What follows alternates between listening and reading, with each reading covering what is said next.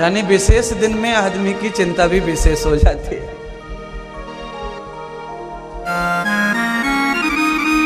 और अज्ञानता तो कैसी है देखो तो सही, बड़ी हंसी की बात है।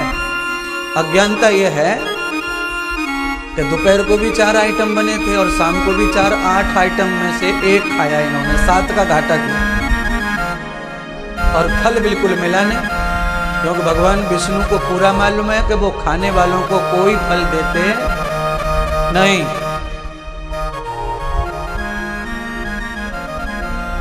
व्रतेन दीक्षा मापनोति दीक्षा मापनोति दक्षिणाम। व्रत हमेशा निश्चय पूर्वक लेना चाहिए। कभी भी ऐसा व्रत मत लो जिसके प्रति हमें चिंतित होना पड़े।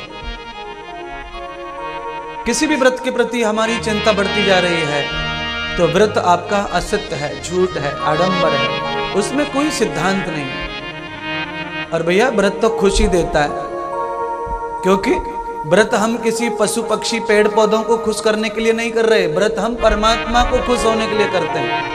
और भैया अगर वो खुश है तो हम चिंता में क्यों? अगर उसकी खुशी से हमारी चिंता नष्ट होती है और हमारी चिंता जा नहीं रही है, चिंता बढ़ रही है, तो इसका मतलब है वो तुम्हारे व्रत को स्वीकार ही नहीं कर रहा है और वो खुश नहीं हो रहा है तुम्हारे काम से।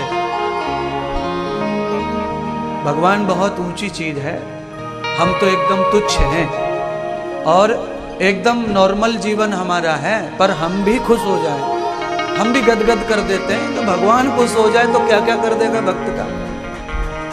हम तो बहुत सामान्य हैं, पर भैया कोई हमें खुश नहीं कर पाता है तो फिर हम कुछ नहीं करते उसको, क्योंकि हमारा निजी कोई सिद्धांत नहीं है। हम तो वेद सिद्धांत का जीवन जीते हैं और हम जानते हैं, इसीलिए आपको ये बातें कह रहे हैं, समझा रहे हैं।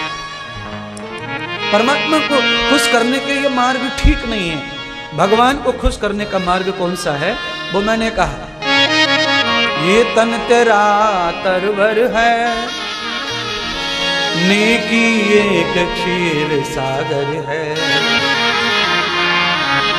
अच्छा अब एक बात बताऊं, क्षीर सागर में कौन रहता है?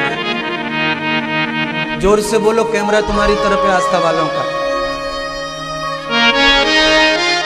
क्षीर सागर में नारायण रहता है और ये भली भांति सब जानते हैं और कह भी रहे हैं, आप उत्तर भी दे रहे हैं, हमारा जवाब दे रहे हैं। और भजन क्या कह रहा है?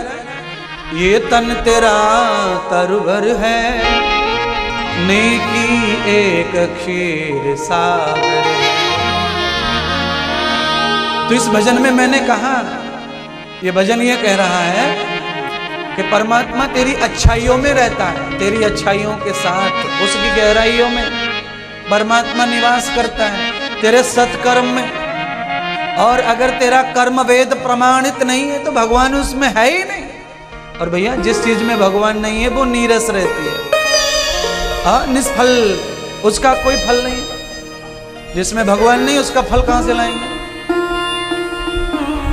किसी पेड़ की जड़ काट दो और फिर फल की इच्छा करो, देखते देखते पेड़ के ऊपर जो पत्ते हैं वो भी झड़ जाएंगे, फल तो कभी नहीं आएगा। जो पत्ते हैं वो भी झड़ जाएंगे, जो मौजूद है वो भी नहीं रहेगा, फल तो आएगा ही नहीं। पर जो मौजूद है वो भी गायब हो गया। लकड़ियां ठटर गई, सूख गई, जड़ कट गई पेड़ की, तो फल तो आएगा नहीं। पर जो हरियाली थी, जो मौसम था, जो सुंदरता थी वो भी गई।